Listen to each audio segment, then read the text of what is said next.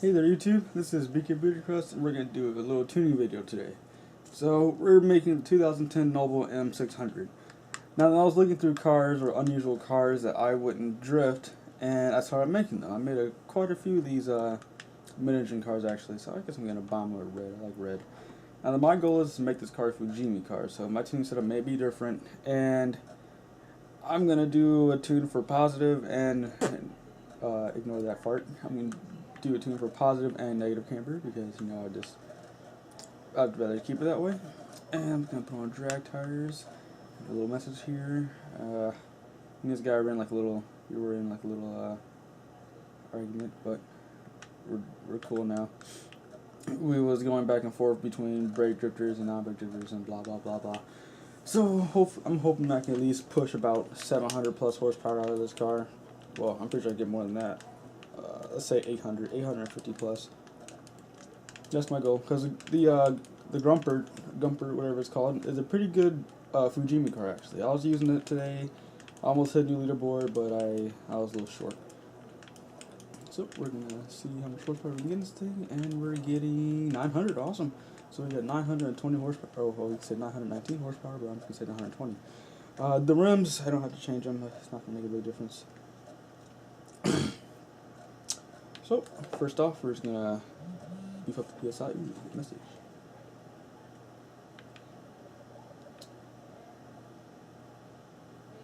Sorry about that, I had to reply the text message. Okay, I'm going to beef up the PSI a bit, 53. And then this, we're just going to leave it at that. I'll mess with that if I have to. The camber, we're going to get positive out the way first, because positive is the easiest to tune. Because, you know, I've been using positive to tune it for a long time. So, this is basically my setup for Posi. This is from Fujimi. I like to go with 3.5 on the front caster. Because whenever it feels like whenever I'm drifting, or the car, like the way the car is, my wheels straighten out a little bit. It feels like my wheels straighten out a little bit more in the front, which is probably best if I use that with negative camber. But we'll give it a try. Anything goes. Suspension, just making it soft, how we would normally do it. Okay, experimental time. I've been raising up my rear end a little bit, so we're going to keep it like that. I'm not going to raise up the front end to counterbalance it, but we are going to raise the front end just by go right there. So if you're not going to use the car in Fujimi, or if you even make this car, you'll be able to ride over the apex smoothly, because I think what I figured out is that whenever I touch the apex, my rear or front bumper is scraping it, which is causing my car to spaz out. Right now I'm going to leave that at 100%, we're going to mess with that later. So I'm going Fujimi, let's say old Outhill. Yeah, there you go.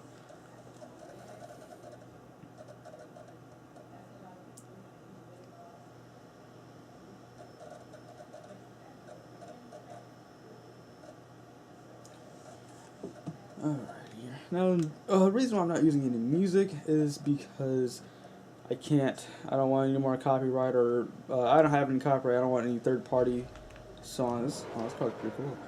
I don't want that anymore, and I want to let people view my videos on mobile, because that's what people do. So let me see here. I don't really know what to say, except I'm gonna go through the whole tuning process. So just sit back and relax and watch. Now I can already feel that it will need a little bit more camber. I can feel the car is fighting in this gearing. I could probably be able to gearing about right there. No, right there. That should be good enough. Okay, we're gonna do a restart. I had a sloppy start.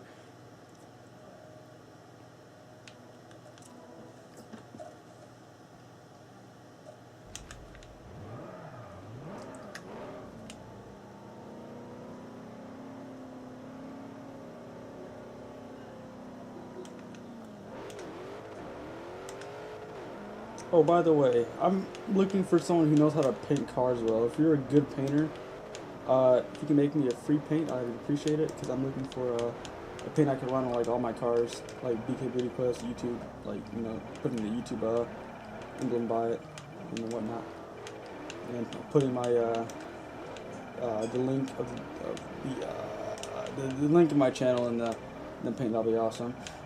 Favorite colors are red, black, and white.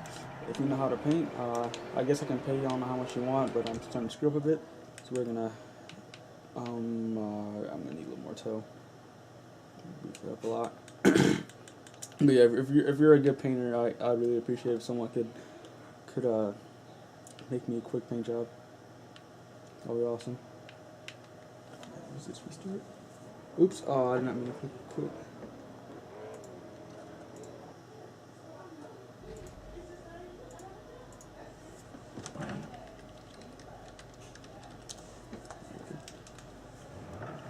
Just gonna back up and try it again. So until I feel comfortable with this first corner, I want to make the feeling just like the Gumpert or better, because that car is an absolute monster on Fujimi.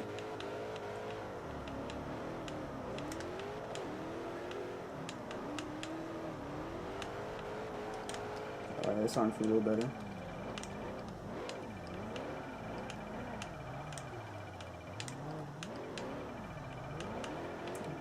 And there was one problem I noticed, is that whenever I weight transfer the star and the pull up, it's starting to straighten out too fast, and I don't want that. So I'm gonna see what I can do to fix this. And I got the same scores I did with the Gumpert on that section. Usually I mark little sections so I know how many points I'm getting per section. Well, you can see how many points I'm getting right now, but just like Maple Valley, I do the first 3 corners of this track. I'm not gonna do the first 3 corners. I'm just gonna do a few corners to see how I do. And it's gonna be the brake drifting test. We're gonna see how well I do. Slow down a bit and start going. Okay, passes somewhat fairly, but then again, if I would have gotten a better start on that, I would have been able to pull a 26 earlier.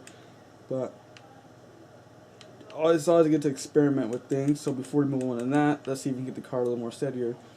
So I always like to mess with my differential just to see if I can make my car any more steadier than it already is. Messing with this will decrease the speed, but it will possibly it can help you gain more points. So that's one reason why I always mess with that, because the lower acceleration I go, the more it starts splitting the the wheel spin between the wheels. So it's like one wheel right now will be spinning faster than the other, which kind of balance it, make it somewhat more steadier. But I don't know. I don't really know how to explain it that well. And now it's feeling a little better. You can see it crossed over a lot easier than last time. Last time it was like crossed over halfway, and that's a bad whatchamacallit, a bad weight transfer if you ask me. But the one that we have now is getting really good. You guys can see the points it's a huge difference already. A 700 point game, but I kind of screwed that up, so I was really excited. And I think about to just stop it here. Don't want to mess up anymore, or mess up the tuning more than I am now. I did take some time trying to get that angle because the car isn't all that fast. Doesn't have a lot of power like the Venom does to boost up there. But I'm pretty sure with a little practice with this car, I can get back to normal. This is the first time I ever used this car, so please be patient with me. Despite the straighten out, it still isn't all that bad. I still don't pull a 26, but I probably can. I don't think anyone can unless it's that one.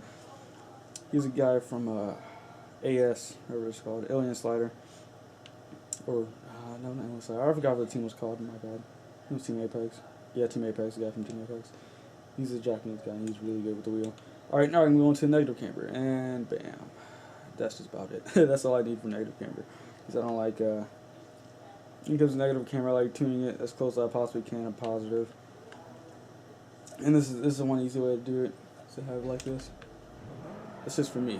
If you guys like it where you can get more angle and you can beef it up a little bit, which I probably will be doing since this is a mid-engine car.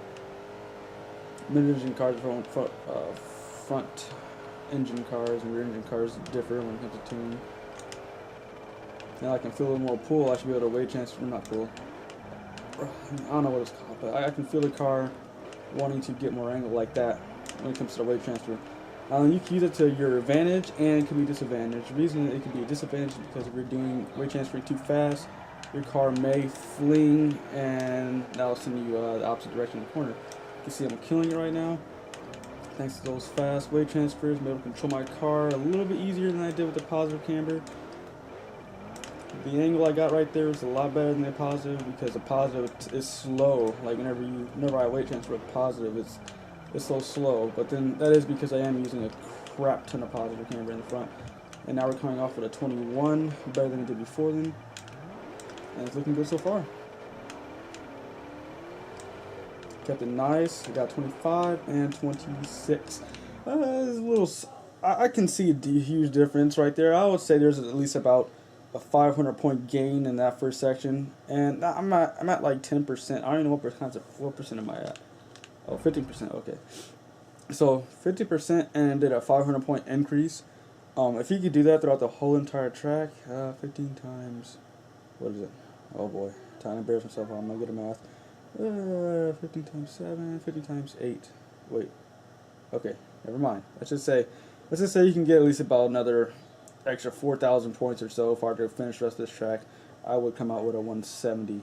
So, like I said, very simple tune. That's how I tune my Fujimi cars right here. I still stick with the high horsepower. I mean, not the high horsepower, my bad. The high PSI, so that I can just give it a little bit of throttle and I can get angle.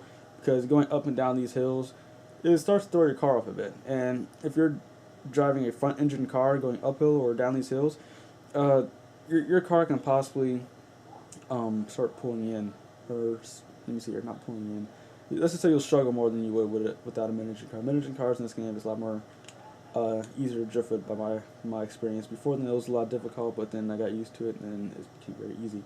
Now on the tip, let me just, oops, wait, what did I change? Oh, oops. Yes. Now the tip is I'm going to show you guys some areas that you should stay away from. Okay. You guys see this area, these little lighten up areas? It's a different angle. You can see that for one thing, it's a different shade than the road. You can see that it's let's say if you look at negative camber and the slide up against it, like for instance, this is at a slope, so I can't really show you guys, but it's at a slope, and that slope can either pull you in or spin you out.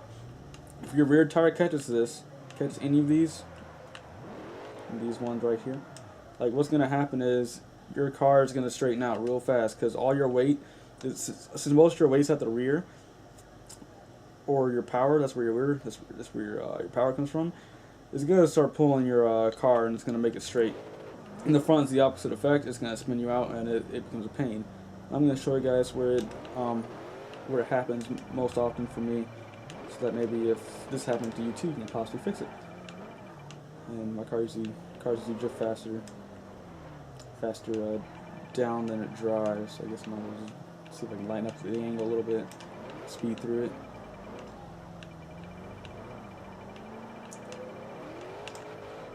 I guess I'm actually trying really hard to go pretty fast, but you know, using all this, I'm not really using that much camber in front, so I should be able to steer a little better. I think I'm probably going to keep the cars at a negative camber. I don't want anybody complaining or whatever.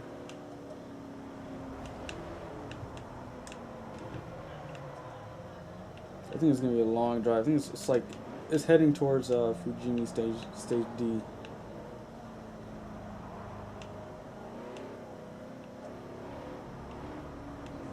And I'll show you guys. If you're running low horsepower, you can have, it's just a lot worse for you. Right now I'm being quiet because I don't even know what to talk about while I'm driving down the mountains to hurry and get there. Just gonna do a little wall riding.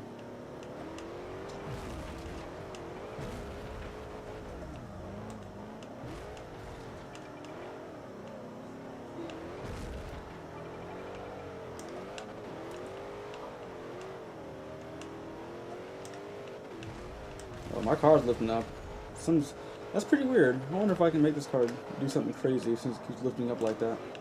I know I can make a wheelie tune. I don't know how to make those, but if I touch the wall, I see the front end just lifting up, feeling like it's gonna start flying.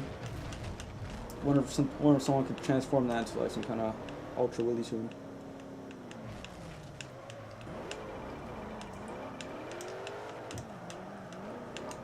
I can start that a little bit late.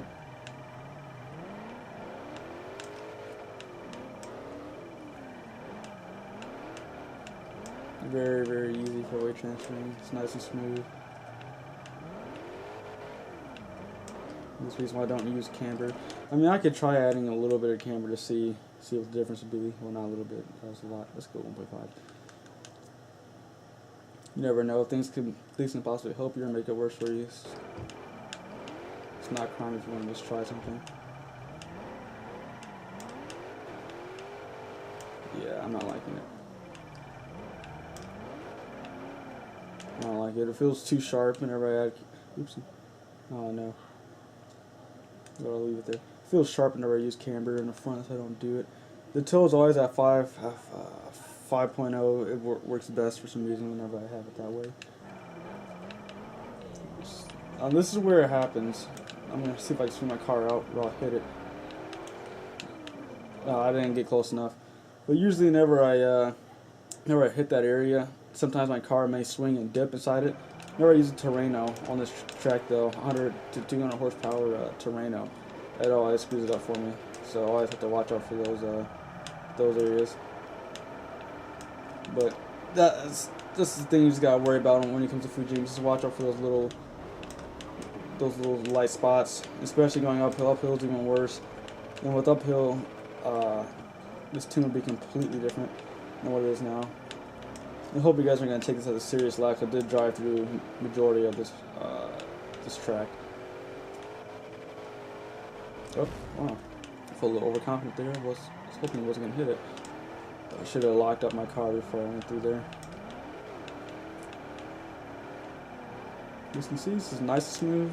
The sways aren't that bad. It feels somewhat just like the Gumper, to be honest. So I think it has a little more horse. Actually, I don't think it has any more.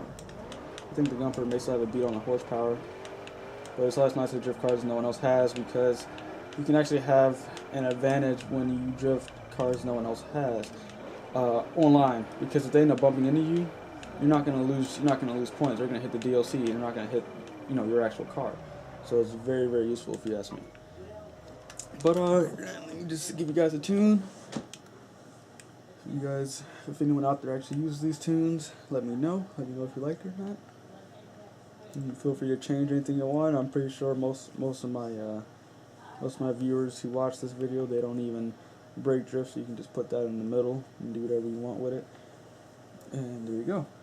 Hope you guys enjoy this video. I'm still working on that Forza Horizon and the music video thing. I'm still trying to gather people. So yeah, whenever that's done, I'll tell you. But in the meantime, I hope you guys be patient and wait. And thanks for subscribing, because I got 850. We're 150 away from hitting 1,000.